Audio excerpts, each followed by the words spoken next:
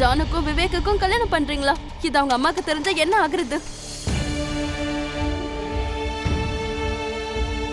தப்பில்ல லட்சுமி, வேற வழியும் இல்ல. ஜானுக்கும் விவேக்குக்கும் கல்யாணம் ஆகணும்னு நானும் ஆசைப்படுறேன் அத்தை. ஆனா இப்படி நடக்கணும்னு நான் ஆசைப்படல.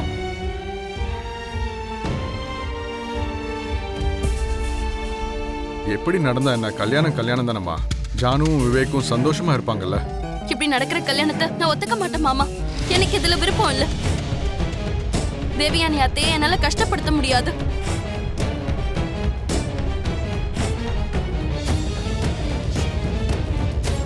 அந்த லட்சுமி என்ன கஷ்டப்படுத்தணும்னு நினைக்கிறாளா?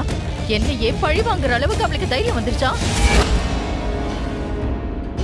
விவேக்கும் சஞ்சனாவும் சேர்ந்து லட்சுமி கூட பிளான் பண்ணிருக்காங்க ஆன்ட்டி. அதோட அங்கிளும் ஆன்ட்டியும் லட்சுமிக்கு தான் சப்போர்ட் பண்றாங்க. மித்ராவும் அவளுக்கு தான் சப்போர்ட் பண்றான். எல்லாருடைய சப்போர்ட்டும் யூஸ் பண்ணி லட்சுமி உங்களை நல்லா ஏமாத்திக்கிட்டு இருக்கா. திருட்டுத்தனமா அவ தங்கச்சிய உங்களுக்கு மருமகளாக்கணும்னு பாக்குறா. நான் அப்படி என்னைக்கும் நினைக்கவே இல்லை. நான் ஒரு தாயை ஏமாத்த மாட்டேன். அது என்னால முடியாது. ப்ளீஸ் அண்ணி, அப்படிலாம் சொல்லாதீங்க. என் அம்மா செஞ்ச தப்புக்கு முன்னாடி இதெல்லாம் ஒரு விஷயமே இல்ல.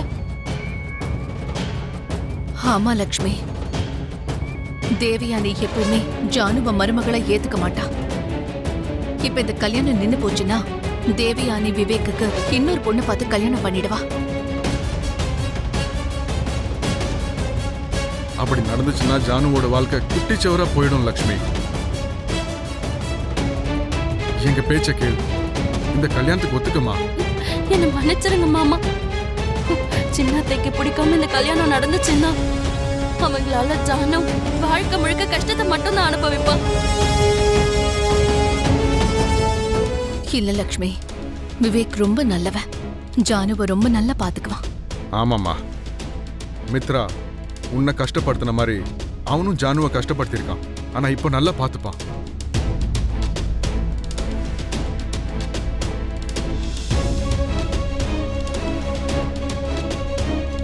நீங்க என்ன சொன்னாலும் சரி, என் மனசு இதுக்கு ஒத்துக்க மாட்டேங்குது. நான் நிச்சயம் சின்ன அத்தைக்கு துரோகம் செய்ய மாட்டேன்.